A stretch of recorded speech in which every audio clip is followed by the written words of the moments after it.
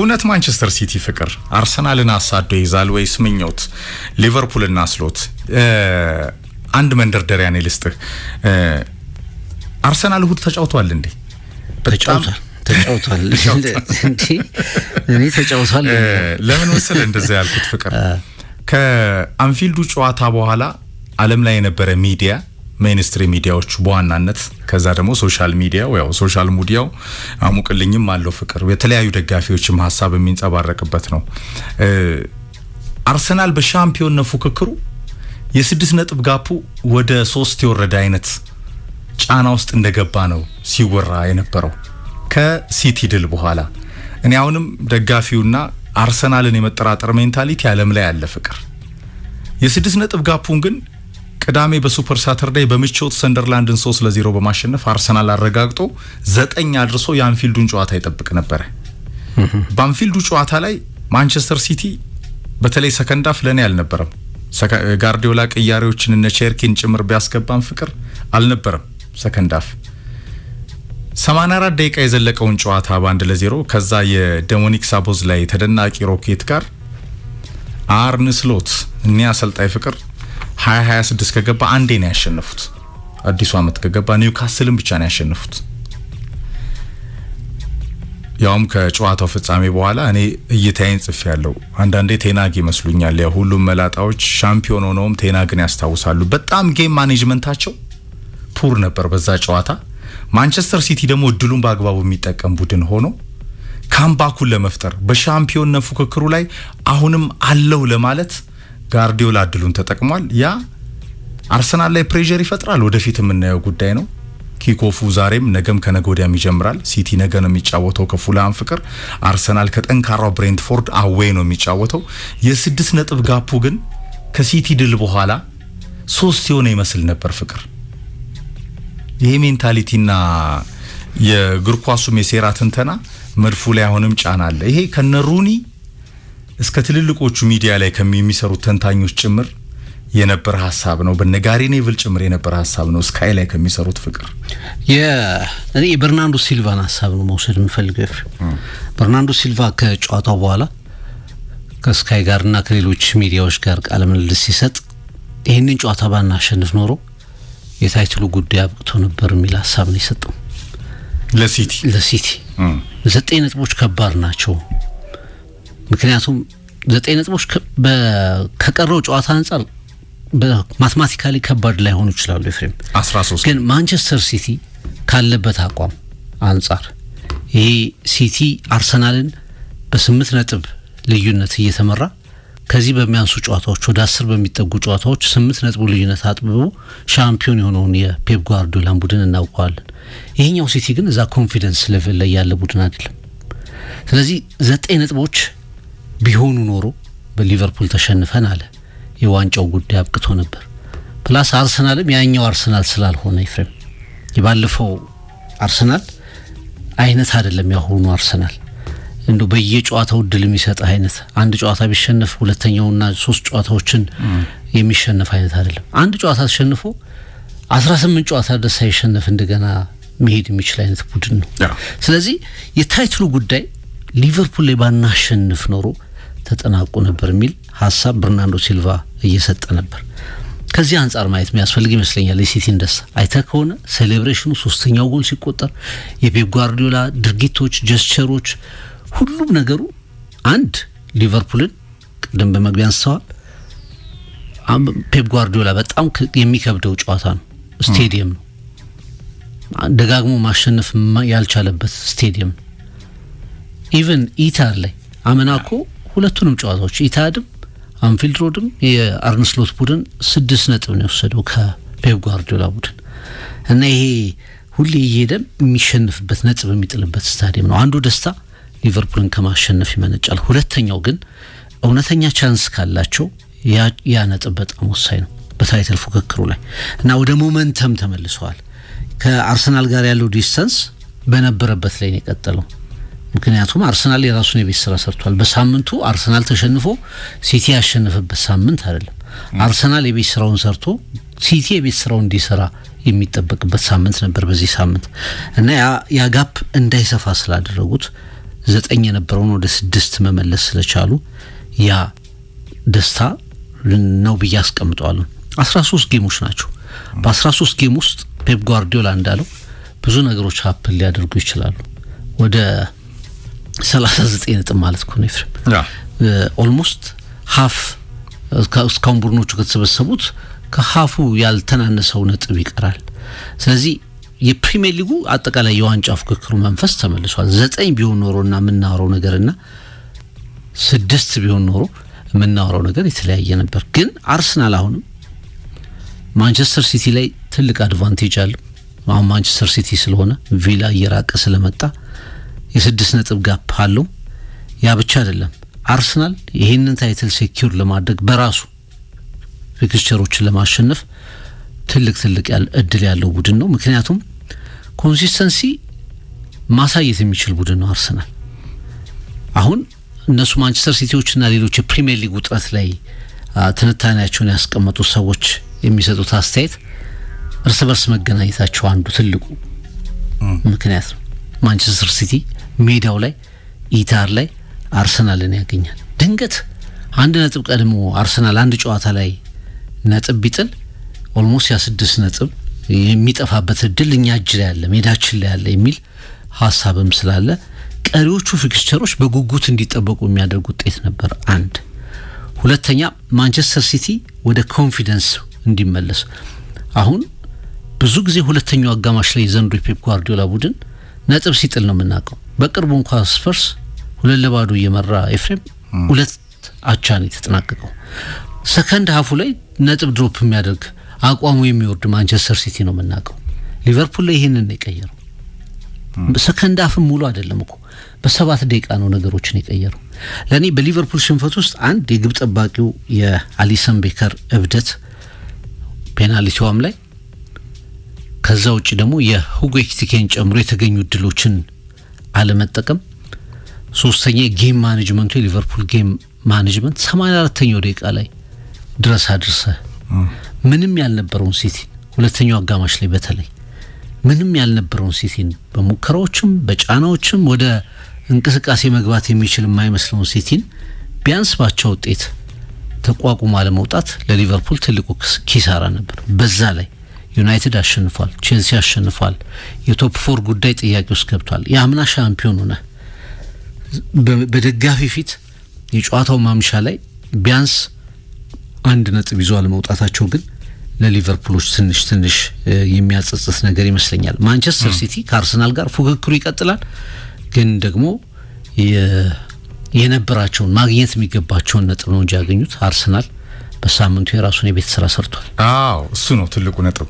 25ኛው ሳምንት ላይ አርሰናል በጣም የሲዝኑ አንዱ ሰርፕራይዝ ቡድን ሰንደርላንድን በምቾት 3-0 አሸንፎ ጋፑን 9 ያደረገ ሱፐር ሳተርዴይ እንጂ ቅዳሜ እሁድ አርሰናል ነጥብ አልጣለም።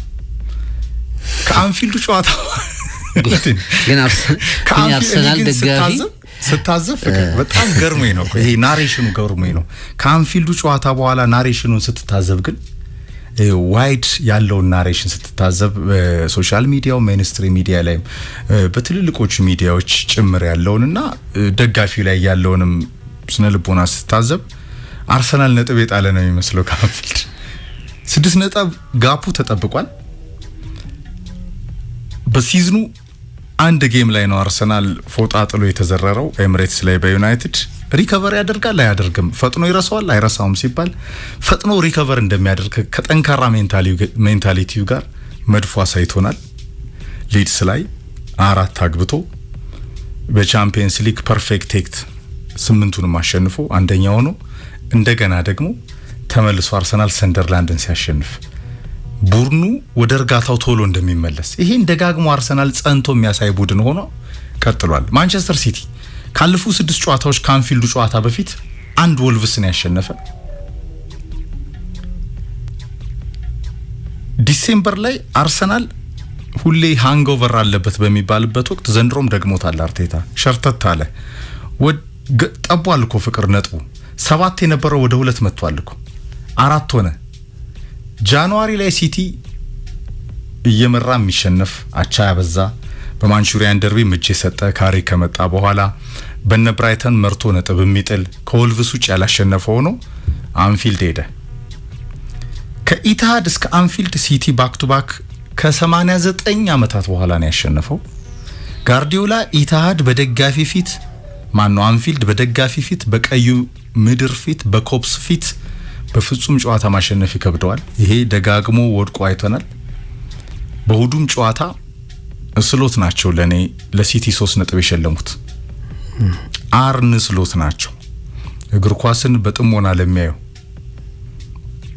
በጣም ነው እንደ የምታዩት ለሚባሉት አይደለም ይሄንን የማወራው። ሊቨርፑል በቶፕ 4 ለመጨረስ ጥያቄ ያለባቸው አሰልጣኝ፣ ያልታመኑ አሰልጣኝ ካምናው ጫጉላ ምስጋና ለክሎፕ ሻምፒዮን ሆነዋል። 500 ሚሊዮን ዩሮ አካባቢ አውጥተዋል። በፓውንድ 430 ሚሊዮን ፓውንድ አካባቢ ባላንስ ያልሆነ ስኳድ ፈጥረዋል። ዲፌንስ የለውም። ነፃ መንገድ እንዲያሳላፊ ነፃ መንገድ ነው የሚመስለው የሊቨርፑል ተከላካይ መስመር። ሻምፒዮን ሆነው አርነ ስሎት ከሚለው የክሎፕ ማስታወሻ ጋር ከጫጉላው ማግስት ግን ግራ የገባቸው አሰልጣኝ ሆነው ፍቅር ሲዝኑን ጀመሩ።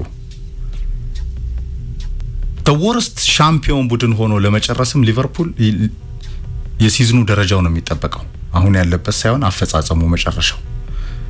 በጣም ግን ሻምፒዮን ሆነው ደካማ አቋም ከሚያሳዩ ደግሞ መጥፎ አይደለም በጣም ደካማ የሚባል አቋም ከሚያሳዩ ቡድኖች ተርታ ነው አሁን ሊቨርፑል። ከ3 ወር በኋላ ኢንዱን እናያለን። በፕሪሚየር ሊግም በሌሎች ውድድር ያለበት ላይም ፍቅር ይሄ ቡድን ሚዛኑን የጠበቀ አይደለም። እንደ ሳቦዝ ላይ አይነት ዘ ቤስት ታለንትን በቀይ መስመር ሲያባክን የሚውል ነው። እንደዛም ሆኖ በሜክሺፍት ሚድፊልድ ይሆናል የሚመታቸው ሹቶች አደገኛ ነገሮችን የሚፈጥረው እሱ፣ የቆመ ኳስ የሚፈጥረው እሱ። ምርጡን ተጫዋቻቸውን ጭምር ነው ያስበሉት በዚህ ጨዋታ 3 ነጥብ ብቻ አይደለም ፍቅር 84 ደቂቃ መሩ። ቅያሬዎቻቸው ዲፌንሱን ለማጠናከር ነጥቡን ሜንቴን አድርጎ ለመቆየት የነበራቸው ጌም ሪዲንግ ፑር ነበር። ጌም ማኔጅመንት የጨዋታ ቁጥጥራቸው በጣም ፑር ነበረ። ሲቲ ያንን እድል ተጠቅሟል። የሊቨርፑል ደካማ የተከላካይ መስመር ላይ የተገኘውን እድል ተጠቅሟል። ተጫዋቾቻቸው ከፎከሳቸው ጋር እንዳይቆዩ በጣም ሲኒየር ተጫዋቾች ነው። አሊሰን ልክ ነህ እኮ ከፍ ያለ ብደት ነው ያሳየው ከሊቨርፑል ደካማ የተከላካይ መስመር ጋር 84 ደቂቃ ሰከንድ አፍ እና ቸርኪ ኮ ሲገቡ ጋርዲዮላ ላይ ማጥቃት እንቅስቃሴ ቴምፖውን ለማፍጠን ነበር አልነበሩም ጎሏ እስክትቆጠር። ከጎሏ በኋላ ሲቲ በአምቢሽን ተነሳ፣ ጭራሽ ተደገመበት። 1 ነጥብ 3 ነጥብ አጡ፣ ወደ 1 ወረደ። 1 ነጥብ አጡ እንደገና ፍቅር ደግሞ ከዛ አነጋጋሪ እንግሊዝ ዳኝነት ጋር ውዱ ተጫዋቻቸውን ምርጡ ተጫዋቻቸው ነው ዶሚኒክ ሳቦዝላይንም አጡና ለኔ ስሎት ለሲቲ 3 ነጥብ ሸለሙ እንጂ የሊጉ አውራ አርሰናል ነው። አርሰናል የተሸነፈበት ሱፐር ሰንዴ ያላየንም። እግር ኳስ ስለ ቅድም ስናነሳል ነበር ከሜዳው ውጭ ስላሉም ነገሮች ነው የሴራው ትንተና። ከሜዳው ውጭ በተለይ እንደዚህ ታይትል ፉክክሮች ላይ ስትገባ ከሜዳው ውጭ ስላሉ ነገሮች ነው። ሚኬል አርቴታ እኮ የሚዜ ልብስ ለብሶ ቲፎ የታየው እኮ አንፊልድ ሮድ ላይ ነው ታስታውሳለህ? ኦፍ ኮርስ ሊቨርፑሎች ያንን ነገር አሳይተዋል። ስፐርስ ስታዲየም ላይ እኛ ወድቀን ቻምፒየንስ ሊግ ሳንገባ ማንቸስተር ሲቲ ዋንጫውን ቢያነሳ ይሻላል አርሰናል ዋንጫ ከሚበላ የሚል ሪአክሽን ታያለ ደጋፊው ላይ። ግን ስፐርስ ደግሞ አሁኑ ጨዋታ ደግሞ ትልቅ ውለታ ነው ለአርሰናል ያለው። እግር ኳስ አንዳንዴ ስለ እነዚህ ሄድላይኖቹ የሚወጡት ከጨዋታው አይደለም ከተለያዩ ነገሮች ይነሳሉና ያን ቀን አንድ ራሱ ሚኬል አርቴታ እንደተናገረው በተለይ ሰንደርላንዱን ጨዋታ ካሸነፈ በኋላ በከፍተኛ ትኩረትና ፍላጎት ነው መከታተለው ብሏል። ስለዚህ አርቴታ የሚከታተለው ጨዋታ እያንዳንዱ የአርሰናል ደጋፊ እንደ ማች ዴይ ነው የተከታተለው ማለት ይችላል ጨዋታ እንዳለበት ቀን። ስለዚህ ጨዋታ እንዳለበት ቀን ከተገኘ ያኛው ቡድን ሲያሸንፍ አንተም እንደተሸነፍክ ተደርገ ሊነሳ ይችላል። ድባቡ ያንን ይመስል ነበር። የሶሻል ሚዲያው ዘመን ይህንን ነገሮችን በጣም ስለሚያጎላ ማለት ነው። ለኔ ግን ኤፍሬም አሁን ቅድም ያስቀመጥኩት አርሰናል አንድ ቻሌንጅ አለበት። እኔ እያንዳንዱ ቡድን አርሰናልን ቤንችማርክ አድርጎ ራሱን መለካት ትከሻ መለካት የሚፈልግ ቡድን እየመሰለኝ መጥቷል። አሁን ፕሪሚየር ሊጉ ላይ የአርሰናል ጨዋታዎች በአብዛኛው የፋይናል ያህል ከባድ እየሆኑ መጥተዋል። ዲፍረንሱ አርሰናል እየተወጣቸው መሆኑ ነው። እያንዳንዱ ቡድን አጌንስት አርሰናል ምን ይመስላል የሚለውን ኮንፊደንሱንም ራስ መተማመኑንም ከዛ ደግሞ አርሰናልን ስታሸንፍ የሊጉ መሪ ነው። ባለፉት አመታት በወጥነት ያለው ቡድን ነው። በወጥነት ሊቨርፑል አምና ሻምፒዮን ነበር፣ ዘንድሮ የለም። ማንቸስተር ሲቲ አምና የሚፍረከረክ ቡድን ነበር፣ ዘንድሮም ክፍተቶች አሉበት። አርሰናል በወጥነት አራተኛው ሲዝን ላይ ያለ ዋንጫ ነው የሌለው እና ይሄ ቡድን እንደ መለኪያ እንደ አንዳንዴ አንተ አቋምህን የምታይበት የምትፈትሽበት ስታሸንፈው ደግሞ ሄድላይን የምትሆንበት አይነት ነገር በተለይ ይሄ ከታች ሚድ ቴብል እና ለመውረድ የሚደረጉ ቡድኖች እንዲህ አይነት ሜንታሊቲ ይዞ ነው የሚመጡት። ለአርሰናል ሰንደርላንድም ለዛ ነው ሬዚስት አድርጓል። ቪላ ከባድ ጌም ነበር። የፎረስቱ ጨዋታ እንደተመለከትከው ነው። በጣም በጣም በጣም ትግል የነበረበት ጨዋታ ነው። የወልቭሱ ጨዋታ በመጨረሻ ሞመንት ላይ ነው ሴትል የተደረገው። ክሪስታል ፓላስ እንደዛ ነበር 1-0 ያለቀው ፊልም እና አርሰናል ይሄ በቃ ከሱ ልክ ለመሆን በሚሉ ቡድኖች አፕሮች እየተደረገ ይመስለኛል። ይሄንን የሚኬል አርቴታ ቡድን ዘንድሮ በተለያየ አፕሮች በተለያየ አምና ያሳያቸውን ክፍተቶች በሚቀርፉ መንገዶች እየተወጣው መጥቷል። አሁን ያለው አርሰናል ለኔ እንግዲህ ሁሉም ነገር በእጁ ነው። በግብ ክፍያ የመጨረሻ ግብ ክፍያውን ስታይ የተሻለው ቡድን ነው። በነጥብ በ6 ነጥቦች ይርቃል። እድሉን በራሱ መወሰን ይችላል። 13 ሳምንታት ላይ ለሲቲም ለአርሰናልም ከባድ የሚባሉ ፊክስቸሮች አሉ። አንደኛው እርስ በርስ የሚገናኙበት ነው። ግን እሱ ከመምጣቱ በፊት አርሰናል ነገሮች ማረጋገጥ የሚችልበት ሰፊ እድል አለው። ለምሳሌ አሁን ከባዱ ጨዋታ ብሬንትፎርድ ነው። ከሜዳ ውጭ የሚደረግ ጨዋታ ነው። በጥሩ ቅርጽና ፎርም ላይ የሚገኝ ቡድን ነው። ወደ ሴንት ጄምስ ፓርክ እንኳን አቅንቶ ያ3-2 ጨዋታ ሳምንት ያየ ነው። እንዴት ቡድኑ ድንቅ አቋም ላይ እንደሚገኝ ትረዳለህ። ብሬንትፎርድን ካሸነፍክ ወልቭስ ነው ቀጣይ ተጋጣሚ እና እነቼ ይሄ ሲቲም ፊክስቸር ከመምጣቱ በፊት ነገሮችን በመዳፍህ የምታስገባበት እድል መፍጠር ነው። እንደዛ ሲሆን ጫናዎች ይቀንሳሉ። ሁለተኛው ግን ስለ አርሰናል ሻምፒዮን ስታወራ በአርሰናል ልክ ማንም የለም ስንል ሌሎቹ ሞር ከአርሰናል የበለጠ ክፍተት የሚያሳዩ ቡድኖች ናቸው ስለሆኑ ማንቸስተር ሲቲ ወጥነት ስለሌለ ማንቸስተር ሲቲ ከሊቨርፑል 3 ነጥብ አጥቶ የሚመለስበት እድል ሰፊ ነበር። አንዳንዴ ግን የምታሸንፈው የተጋጣሚህን ክፍተት መጠቀም ነው።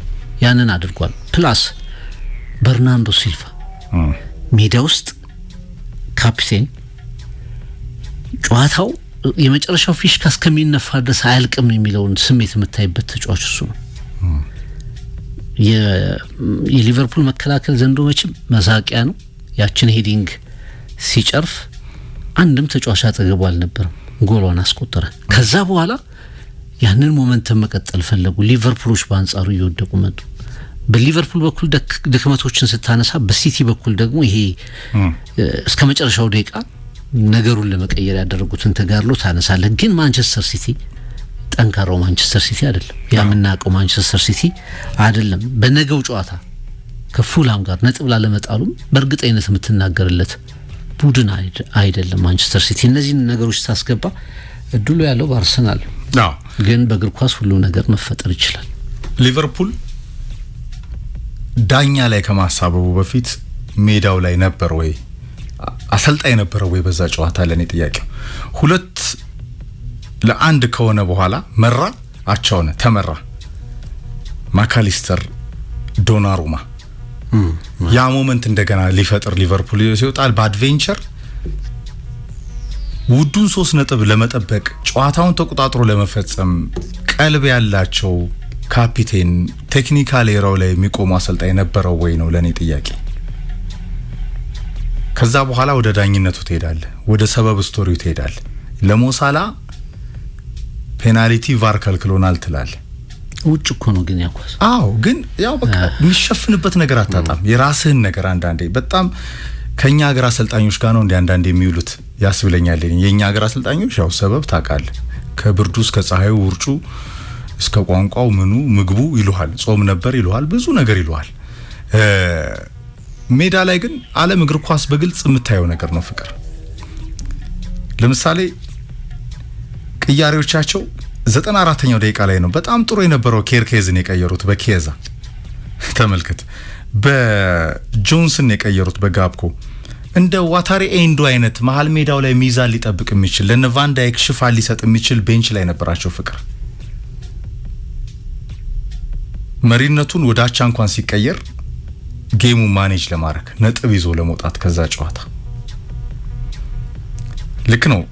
ለምሳሌ ሊቨርፑል ዶሚኒክ ሳቦዝ ላይ ያለው ከተባለ፣ ዩናይትድ ብሩኖ አለው ከተባለ፣ ቼልሲ ፓልመር አይስኮ አለው ከተባለ፣ ሲቲ በርናንዶ ሲልቫ ነው ያለው ፍቅር። በጣም ክላሲክ ጸንቶ ከጋርዲዮላ ጋር ረጅም አመት ሲቲን እያገለገለ የሚገኝ በየትኛው ሞመንት ላይ ለሲቲ ድሎችን የሚፈጥር ግን ማንቸስተር ሲቲ እንደ ቡድን ገና መዋቀር የሚቀረው ፕሮሰስ ላይ አሁንም ያለ የሚመስል ከጉይም ሴሜኖም ግዢ ጋር በተያያዘ ኦማር ማርሙሽ ሞከረ። ሰከንድ አፍ ቼርኪን አስገባ። ክሬቲቪቲውን ለማፍጠን ነው ግን የበለጠ ነው የፈዘዘው ጎሉ እስኪገኝ ድረስ። ኤሪን ሃላንድ አዲሱ አመት ከገባ በኋላ በጎሉ ቀዝቅዟል ፍቅር 2026 ከሲቲ ፐርፎርማንስ ጋር አብሮ የወረደው ነው እንጂ አሁንም ማጂኩን ለመውሰድ ከፊት ያለው ነው። ለኔ ሲቲ ከጨዋታው በስሎት ደካማ የጨዋታ ማስተዳደር ምክንያት 3 ነጥብ ተሸልሞ መጥቷል። ያ በሻምፒዮንነት ፉክክሩ ላይ ለሲቲዝንስ ትልቅ ድል ነው። አሁንም በሻምፒዮንነት ቀለም ውስጥ አለው ብሎ የሚቆየው ቡድን ይሆናል። አርሰናልን የበለጠ ግን አዌር ያረጋል። ይሄ ፍቅር የበለጠ አዌር ያረጋል። 4 ጌም ላይ ያለ ጋርዲዮላ አርሰናል አንገት ስር እንተነፍሳለን፣ ሰፊ ጋፕ ነው 6 ነጥብ፣ ጠንካራ ቡድን ነው አርሰናል፣ ሞመንቶችን እናያለን፣ በቅጽበቶች ውስጥ ድሉ ከመጣ ቡስት እናረጋለን።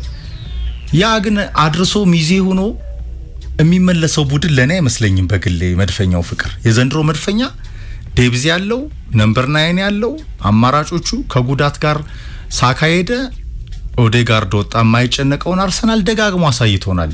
አለማመን ካልሆነ በስተቀር ደጋግሞ አሳይቶናል። ፈጣን ሪከቨሪ ያደርጋል። አንዴ ነው የተቸገረው ነው። እሺ የቪላን ጨዋታ አስታውስ ፍቅር ተሸነፈ ከ18 ጌም በኋላ ባንዶር ውስጥ መልሶ ቪላን ሲያገኘው እንዴት እንዳፈራረሰው ከዛም ነጥቦች እንዴት እንደሰበሰበ አይተናል። አምና ካቻምና በዛኛው አመት የምናቀው የአርሰናል ቡድን አይደለም የዘንድሮ ቡድን። ያ ትራውማ ግን አሁንም የስፖርት ቤተሰቡ ላይ ያለ ሳምታይምስ አርቴታ ላይም ያለ ይመስላል። ምክንያቱም አርቴታ ራሱ የአርሰናል ተጋጣሚ ሆኖ ጥንቃቄውን ሲያበዛ ስናይ ግን የመድፉ ቀለም እንደገና ደግሞ የአርሰናል ያልሆነው ኃጢያት እሁድም አውርቼዋለሁ ነው ፍቅር ተቀናቃኞች እንደወትሮ አይደሉም። ራሱ ማንቸስተር ሲቲ እንደወትሮ አይደለም። በሞመንት ልክ ነው። በሞመንት ውስጥ የሻምፒዮንነት ፉክክሩ ጋፕ 6 ሆኗል። ነገ ከፉላም ይጫወትና ካሸነፈ ሲቲ 3 ያደርገዋል። ሐሙስ አርሰናል እስኪጫወት ድረስ ፕሬሸሩ ወደ አርሰናል ይመጣል። ይሄ ለሚዲያ ፍጆታ፣ ለዘገባ፣ ለትንታኔ፣ ለተለያየ እይታ ሊመች ይችላል። ከፍ ባለው ፕሮፌሽናል ወይ ካሰብከው ግን አርቴታ ቦታ ላይ ሆነ አርሰናል በእጁ የሚገኝ ካለፈው አመታት ስተቱ የተማረ ለመተናነቅ ዝግጁ ነበር። ባለፈው አመትም ካቻምናም ከዛ በፊትም በነበረው ፍቅር 38 ሳምንት ከሲቲ ጋር ሲተናነቅ ለምን ሻምፒዮንነቱን እንዳጣው ግን ቤዚክ የሆኑ ነጥቦች ሊስት አድርጎ የመለሰ ቡድን ነው። ዴብዝ አልነበረውም፣ አጥቂ አልነበረውም፣ ስኳዱ ሰፊ አልነበረም የሚለውን ሲመልስና ራሱ ሲቲን መስሎ በዴብዙ በስኳዱ ሲቃኝ አርሰናል ከፊት የመጣው ቡድን ነው። የዚህ ሻምፒዮንነት ፉክክር ፍጻሜዎችን ለተመልካች ያጓጓል። ማንቸስተር ሲቲ በሞመንቱ መጠቀሙ ምናልባትም ለፉክክሩ ቀለም ለኔ ውበት ይሆናል እንጂ ቶፕ አርሰናል ነው አሁንም ከፊት ማምጣት አለ። አሁን በሚታይ ደረጃ አድቫንቴጅ አርሰናል ነው በሚታይ ደረጃ፣ ግን እግር ኳስ ላይ ደግሞ ምንም ነገር ይፈጠራል ነው። አሁን ፔፕ ጓርዲዮላ እና አሁን በአብዛኛው የፕሪሚየር ሊጉን የተከታተሉ እሱ በነበረበት ዘመን ላይ ፕሪሚየር ሊጉን የተከታተሉ ደጋፊዎች እንዲህም ሆኖ ስለ ጓርዲዮላ ቡድን እና ስለሱ ኤክስፒሪየንስ ማስከዳቸው ነገሮች አንደኛው ሰከንድ ፓርቱ ላይ የጓርዲዮላ ቡድን ወደ መጨረሻ በጣም የሚሻሻል ቡድን በተደጋጋሚ የተመለከተው የሞተ ተስፋውን ያዳነው የሊቨርፑሉ ተስፋ እኔ 9 ነጥብ ጋፕ ምናልባት ስለ ፕሪሚየር ሊጉ መጠናቀቅ ብዙ ጋዜጦች ሊጽፉበት የሚችሉበት ምሽት ነበር። ምክንያቱም ቅድም ያስቀመጥነው የአርሰናል ጥንካሬ ስላለ የሚደረስበት ቡድን ደጋግሞ ስህተት የሚሰራ ቡድን ያ የሆነ ስሜቱ መቆጣጠር የማይችልና ወደ መጨረሻ ሲደርስ የሚፍረከረክ ቡድን አይደለም የዘንድሮ ቡድን። በብዙ ጨዋታዎች ላይ ተናል። በተለይ ከትልልቅ ሽንፈቶች ያገገመበት መንገድ ከሊቨርፑል ሽንፈት፣ ከአስቶን ቪላ ሽንፈት፣ እንደገና ከማንቸስተር ዩናይትድ ሽንፈት፣ ከነዚህ 3 ሽንፈቶች አርሰናል ሪስፖንድ ያደረገበት መንገድ ያስደንቃል። ከነዛ ጨዋታዎች ቀጥሎ ከባድ ፊክስቸሮች ያጋጠሙታል። ስለዚህ ይሄ ቡድን በስንት ጊዜ አንዴ ነው መሸነፍ እድል ቢሰጥህ ከዛ ደግሞ ሪከቨር ያደርጋል። ስለዚህ ነጥቡ በሰፋ ቁጥር ጋፑ በሰፋ ቁጥር ጨዋታዎቹ እያነሱ መጥተዋል። ሲዝኑ እየገፋ ነው፣ ነጥቡ ደግሞ እየሰፋ ነው። ስለዚህ አርሰናል ላይ የዋንጫ ፍክክሩ ተጠናቋል የምንልበት ምሽት ነበር ዴቪድ ሲልቫ እንዳለው። ያ ግን እንዳይሆን አድርገዋል። አሁን አንድ እድል ከመጣ ፕላስ ደግሞ ሜዳቸው ላይ አርሰናልን ዳይሬክትሊ ማግኘት ጉዳይ ስላላቸው በሲቲ በኩል ከፍተኛ መነቃቃት የፈጠረ ነው። ወደ ዋንጫ ፍክክሩ ተመልሰናል። ቀደም እንዳልነው 6 ነጥብ ርቀት ላይ ነን። ቀላል ልዩነት አይደለም። አርሰናል በጣም ጠንካራ ቡድን ነው፣ ግን እግር ኳስ ላይ ሁሉም ነገር ይሆናል ብሏል። የፔፕ ጓርዲዮላ አስተያየት ነው ይሄ። ኤፍሬም ፕሪሚየር ሊጉ ከላይ ያለው ፍክክር ጉዳይ በጣም ከነበረበት ሊሆን ይችል ከነበረበት ተቀልብሷል። የዘንድሮ አርሰናል ዶሚኔት አድርጎ አይጫወትም። ብዙ ጊዜ ኳስ ዶሚኔት ማድረግ አይፈልግ፣ ትሪት መስራት አይፈልግ። ጎል ይቆጠርበታል እኮ አንዳንዴ ጎል ቀድሞ ይቆጠርበታል። ሲቆጠርበት ፓኒክ አያደርግ። ቡድኖች በሚድ ብሎክ በሎ ብሎክ ሲጫወቱ ፕረስ ሲያደርጉ ከነዚህ አይነት ቡድኖች ጋር በቻምፒየንስ ሊጉም በሆኑ ውድድሮች ላይ የታየ የተፈተነ ፐርፎርማንስ አለው። ከዛ ውጪ ደግሞ አሁን በእንዲህ አይነት ሞመንቶች ላይ መምራት የሚችሉ ተጫዋቾች አሉት። ራይስ 4ኛ ካፒቴን ነው እኮ ግን አንደኛው ሳካ ሳይኖር ከዛ ጋብሪኤል ማጋለሽ፣ ዴክላን ራይስ አሁን 6-7 ይሄ ማቹር ያደረጉ መሪዎችም ትመለከታለህ። የጉዳት መጠኑ አሳሳቢ ቢሆንም በሁሉም ውድድሮች ተወዳደር ሁሉም ተጫዋቾችህ ፊት መሆን አለባቸው።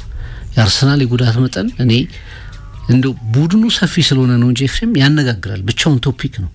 አሁን የትሮሳርድም ጉዳይ የፊትነስ ጉዳይ እንደዚሁ ጥያቄ ውስጥ የምታነሳው ጉዳይ ይህን ባለመመለሱ ምክንያት ዋንጫ ሲያጣ ብዙ አሁን ያንን ጉዳይ ማናነሳው እንደሌላው ጊዜ ሰፊ ስኳድ ስላለው ከሁሉ በላይ አርሰናል በጣም ሆም አድቫንቴጁ በጣም ትልቅ ቡድን ነው።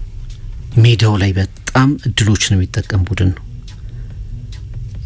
ይሄ ቡድን በሜዳው ላይ ጥሩ ነው ስንል ግን በኢታር ሄዶ ማንቸስተር ሲቲ ላለማሸነፉ እርግጠኛ ነን።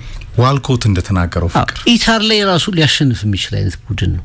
ማንቸስተር ሲቲን ኢታር ላይ ማሸነፍ የሚችል ቦሪንግ እየተባለ ግን ነጥቦችን ደግሞ ከየትኛውም አይነት አጫወት መውሰድ የሚችል ቡድን ነውና አድቫንቴጅ ስቲል አርሰናል ነው። ግን የዋንጫ ፍክክሩ ግን ከተጠበቀው በላይ ተመልሷል የሚል እምነት አለ። ከሜዳው ውጭ በዚህ በሚዲያውም ከአርሰናል ለመጋጠም የሚፈልጉ እንደነ ጆን ቴሪ አይነት ትልልቅ ተጫዋቾችንም አይቻለሁ። ለምሳሌ ቼልሲን ሲያሸንፍና ካይ ሃቨርትዝ ጎል ሲያስቆጥር አርሰናል በጣም በአምቢሽን ነበር አይደል ሴሌብሬት ያደረገው። በቃ ወደ ደጋፊው ሄደው እነ ካላፊዮሪ ሜዳውን ጥሰው ገብተው አርቴታ ምናምን አላስፈላጊ ለዚች ዋንጫ የኦዴጋርድ ብዙ ጆን ቴሪ ለካራባው ካፕ ምናምን አለ እንዴ። መብቱ ነው እኮ አርሰናል በዛ ቀለም መደሰት። ሞመንቱን እየፈጠረ ነው፣ እየተጠጋከው ነው። በኳርዳፕል ላይ ነው ያለው። ሲቲም እኮ አንፊልድ ላይ እላፊ ፈንጠዝያ አሳይቷል። ከ9 ወደ 6 ስላመጣው ማንቸስተር ሲቲ ግን አልተባለም። ፐርፎርማንሱ ኢቫሉዌት ሳይ አልተደረገም። ሴሌብሬሽኑም በደንብ አርሰናል በሚታይበት ቀለም ይሄ ከአንፊልድ ጨዋታ በኋላ የነበሩ ናሬሽኖችን ስትታዘብም እንደዛው ነው።